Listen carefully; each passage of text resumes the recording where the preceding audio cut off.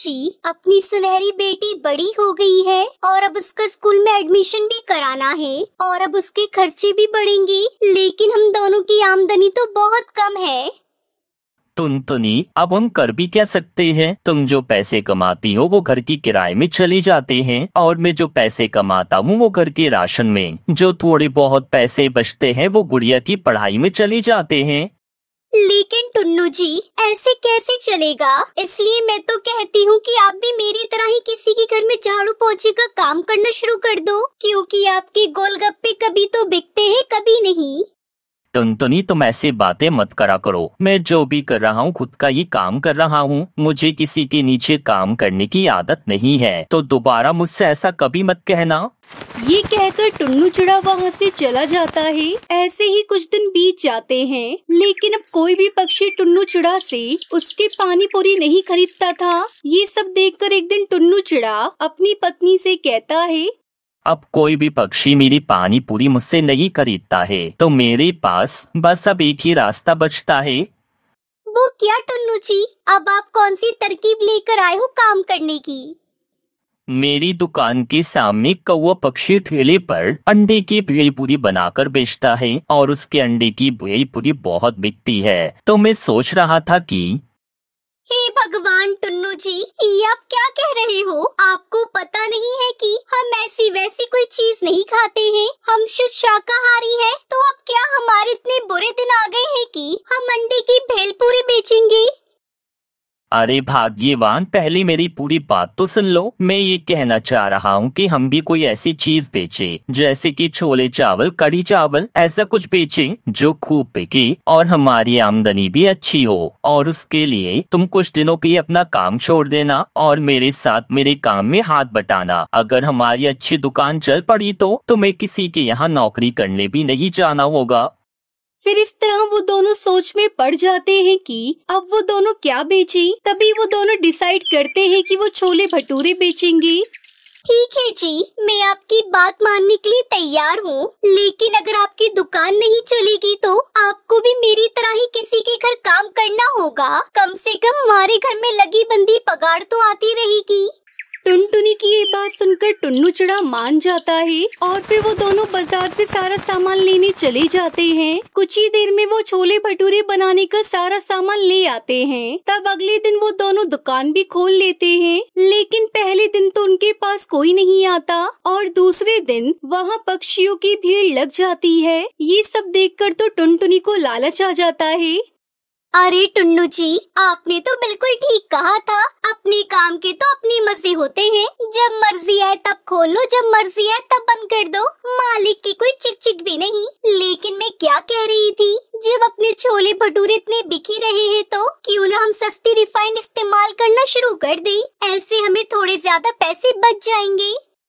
ये तुम कैसी बातें कर रही हो? हम पक्षियों की सेहत के साथ खिलवाड़ नहीं कर सकते।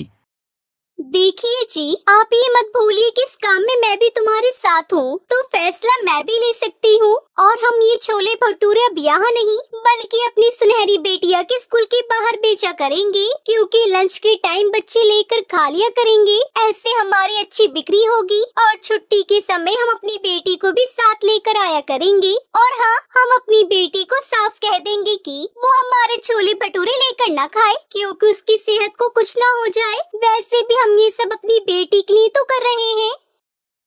फिर ऐसे ही कुछ दिन बीत जाते हैं और फिर एक दिन वो दोनों पति पत्नी सुनहरी के स्कूल के बाहर छोले भटूरे की दुकान लगा लेते हैं। स्कूल के बहुत बच्चे उनके पास छोले भटूरे खाने आते हैं, लेकिन जब सुनहरी छोले भटूरे खाने आती तो टुनटुनी उससे साफ मना कर देती और उसे वहाँ से भगा देती। तब एक दिन सुनहरी की सहेली पिंकी उससे कहती है, सुनहरी, क्या बात है? सभी बच्चे तेरे मम्मी पापा के हाथ के बने छोले भटूरे खाते हैं, लेकिन तू ही नहीं खाती, ऐसा क्यों है?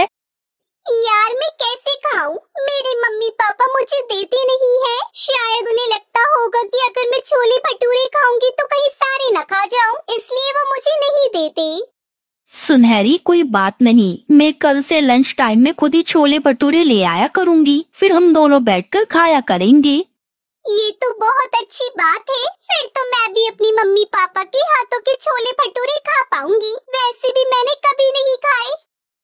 ऐसे ही कुछ दिन बीत जाते हैं और अब तो टुनटुनी के मन में और भी ज्यादा लालच आ जाता है। वो लालच में आकर बहुत ही सस्ता वाला रिफाइंड और बहुत ही सस्ती मिलावट वाला मैदा खरीद कर छोले भटूरे बनाती है। फिर ऐसे ही एक दिन पिंकी की माँ गुस्से में उसके पास आती है। तुम दोनों आखिर इसमें क्या मिलाकर छोले भटूरे बेच रही हो? जब से मेरी बेटी ने तुम्हारी दुकान से छोले भटूरे खाए हैं, वो बहुत कमजोर हो गई है। और तो और आज जब स्कूल से आई तो चक्कर खाकर गिर गई और तभी से उल्टियाँ भी कर रही है। ये तुम कैसी बातें कर रही हो? अरे तुम्हारी बेटी है तो तुम जानो कि वो क्या खाती है क्या नहीं। बेकार में हमारा नाम लगाने की कोई जरूरत नहीं है। मुझे पता है कि तुम हमारा ये चलता हुआ काम देखकर जल रही हो। चलो जाओ यहाँ से। तुम ऐसा कैसे कर सकती हो? तुम एक बच्ची का दर्द नहीं समझ पा रही हो? तुम एक माँ की ममता नहीं समझ सकती हो? भगवान करे जो मेरी बेटी के साथ हो रहा है वो कल तुम्हारी बेटी के भी साथ हो, तब तुम्हें एहसास होगा अपनी गलती का। हाँ हाँ जाओ जाओ, मेरी बेटी को जब होगा ना तब देख लिया जाएगा। बड़ी आई मुझे समझाने वाली। चल भाग यहाँ से और दोबारा कभी इधर झांकना भी मत। फिर वो चिड़िया वहाँ से चली जाती है। उसके जाने के बाद टुनटुनी के दिल में भी कहीं न कहीं ठेस पहुँचती है। ये सब देखकर टुन्नू अपनी पत्नी से कहता है, टुनटुनी तुम मेरी बात मानो, तुम ऐसा मत करो, नहीं तो बाद में बहुत पछताओगी। वो चिड़िया एकदम ठीक कह रही थी। टुनटुनी हमें क्या पता, हमारी बेटी भी अपनी सहेलियों के साथ वो छोले भटूरे खाती हो, क्योंकि हम उसे नहीं देते हैं। अगर हमारी बेटी को कुछ हो गया तो हम क्या करेंगे? इसलिए मैं कह रहा हूँ तुम ये लालच करना छोड़ दो। ये सुनकर तो टुनटुनी रोने लग जाती है और उसे अपनी गलती का एहसास हो जाता है। तब वो कहती है, मुझे माफ कर दो टुन्नू जी, मैं आज के बाद ऐसा कभी नहीं करूंगी और लालच भी नहीं करूंगी, क्योंकि मुझे अपनी गलती का एहसास हो गया है। अब मैं पहले की तरह अच्छी चीजों से छोले भटूरे बनाकर बेचूंगी। टुनटुनी चिड़िया फिर से अच्छे सामान के छोले भटूरे बेचने लगती है और वो भी बिना मिलावट किए। इस तरह वो दोनों छोले भटूरे बेचकर खुशी खुशी रहने लगते हैं।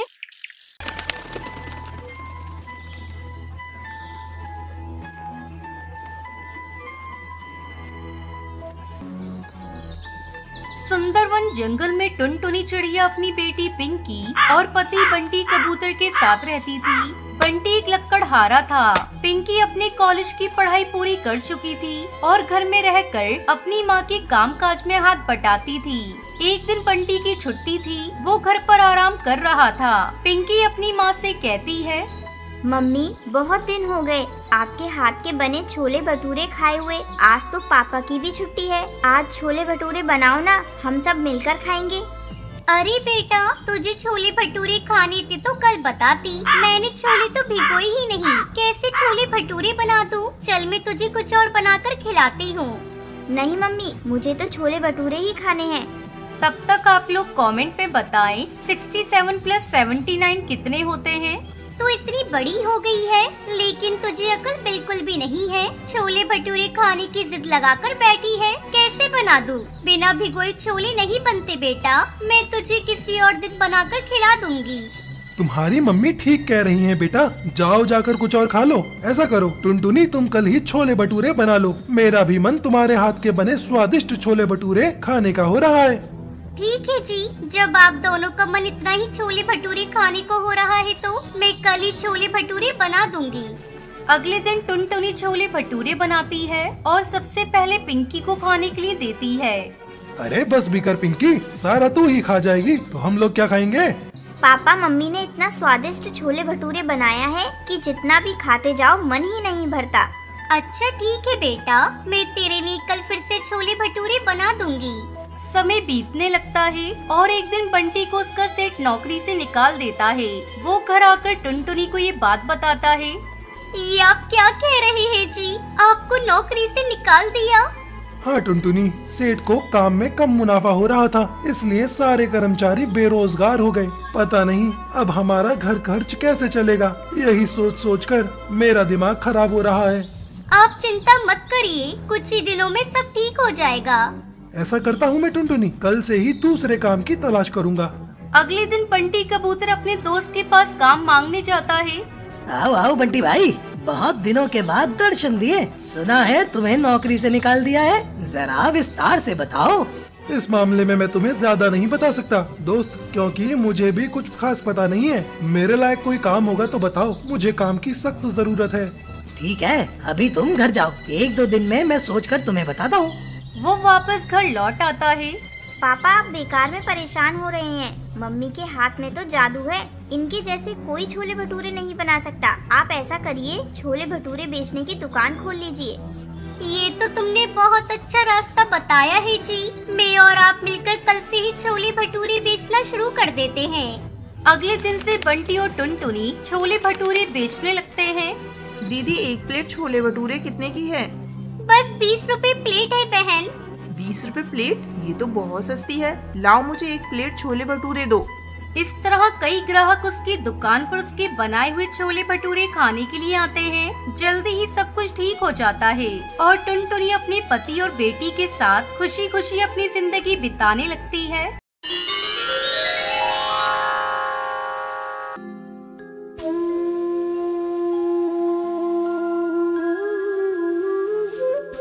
कश्मीर के जंगल में कालू कौवा अपनी पत्नी टुनटुनी के साथ रहता था। टुनटुनी कालू कौवे के साथ चाय बेचा करती थी। जब टुनटुनी बेटी की माँ बनी तब एक दिन उसने अपने पति से कहा, सुनो जी, अपना परिवार अब बड़ा हो गया है। जैसे जैसे बिटिया बड़ी होगी खर्च भी बढ़ेगा, तो मैं सोच रही थी क्यों न अपना काम बढ़ाया जाए। अरे टुनटुनी, तुम्हारी बात तो सही है। मुझे चाय की दुकान से फुर्सत ही नहीं मिलती कि मैं कोई और काम करूँ।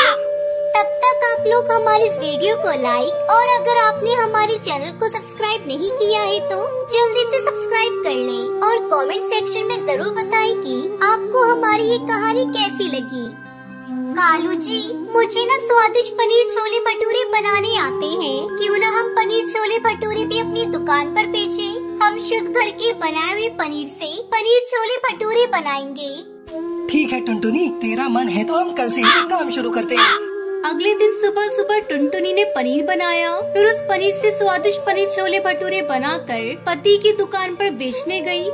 भाई साहब, चाय के साथ साथ मेरी पत्नी के हाथ का बना हुआ शुद्ध पनीर छोले भटूरे भी खाइए। एक बार खाओगे तो बार बार आओगे। अरे वाह भाभी जी, आपके हाथ का बना पनीर छोले भटूरे तो बहुत ही स्वादिष्ट है। भाई कालू, इस पनीर छोले भटूरे के कितने हुए? साहब, आज हम अपने ग्राहकों को मुफ्त में ही पनीर छोले भटूरे खिला रहे हैं। पक्षियों की खुशी ही हमारी खुशी है। आप कल से पनीर छोले भटूरे के पैसे दीजिएगा। वैसे मैंने दाम बहुत ही कम रखा है, सिर्फ 20 रुपए में 1 प्लेट है पनीर छोले भटूरे की। इस तरह टुनटुनी के बनाए हुए पनीर छोले भटूरे की अच्छी बिक्री होने लगती है और उन पर काफी पैसे आने लगते हैं। सुनो जी, अपना काम बहुत बढ़ गया है। मैं सुनहरी का ध्यान ठीक से नहीं रख पा रही हूँ। क्यों न मैं अपनी छोटी बहन टुनी चिड़िया को भी यहाँ बुला लूं? काम थोड़ा हल्का हो जाएगा। ठीक है टुनटुनी, तुम जैसा ठीक समझो। अकेले तुमसे कारोबार नहीं संभलेगा। कुछ दिनों बाद टूनी चिड़िया भी घर आ जाती है, पर टूनी चिड़िया छोले भटूरे की बिक्री देखकर वो अपनी बहन टुनटुनी से जलने लगती है। अरे बाप रे, इस टुनटुनी की कमाई तो महीने की 1 लाख से कम नहीं होगी। मैं कुछ ऐसा करूँगी कि एक दिन टुनटुनी जेल में होगी, फिर मैं जीजा जी से शादी कर लूँगी और सारी जायदाद मेरी होगी और भटूरे की दुकान भी। टुनटुनी चिड़िया कालू को वो दुकान जाने की तैयारी कर रहे थे, तभी उनकी गाय जोर जोर से चिल्लाने लगती है। अरे ओ टूनी, जरा जाकर देख, ये हमारी गाय जितना क्यों चिल्ला रही है? टूनी जाकर गाय को देखती है तो उसके मुंह से झाग निकल रहे होते हैं। अरे ओ दीदी, ये आपकी गाय को क्या हो गया है? मुंह से झाग निकाल रही है। टूनी की आवाज सुनकर दोनों पति पत्नी उड़कर वहाँ आते हैं। हाय राम, ये मेरी गाय को क्या हो गया? लगता है कोई जहरीली चीज गलती से इसने खा ली है। अब मैं पनीर कैसे बनाऊंगी? गाय वहीं मर जाती है और अब कालू की दुकान पर पनीर छोले भटूरे बिकना बंद हो जाते हैं और वहीं पक्षियों की पनीर छोले भटूरे की डिमांड बढ़ती जा रही थी। दीदी एक काम करो, मेरी जान पहचान का एक हलवाई पनीर बेचता है, तुम उससे पनीर लेकर पनीर छोले बनाना शुरू कर दो। मैं आपको सस्ता पनीर दिलवा दूंगी। टुनटुनी ना चाहते हुए भी सस्ते पनीर लाकर पनीर छोले भटूरे बनाने लगती है और अपने ग्राहक पक्षियों को खिलाने लगती है। लेकिन सस्ता केमिकल वाला पनीर छोले भटूरे खाकर पक्षी बीमार पड़ने लगते हैं। पुलिस टुनटुनी को पकड़कर जेल में डाल देती है। तभी टूनी चिड़िया खुश होकर बोलती है, अब तू जिंदगी भर जेल में सड़ती रहे और मैं कालू जी से शादी करूंगी और सारी संपत्ति अपने नाम कर लूंगी। मैंने जानबूझकर सस्ता केमिकल वाला पनीर तुझे दिलवाया था। ये सब मेरा प्लान था। मैंने ही तेरी गाय को जहर दिया था।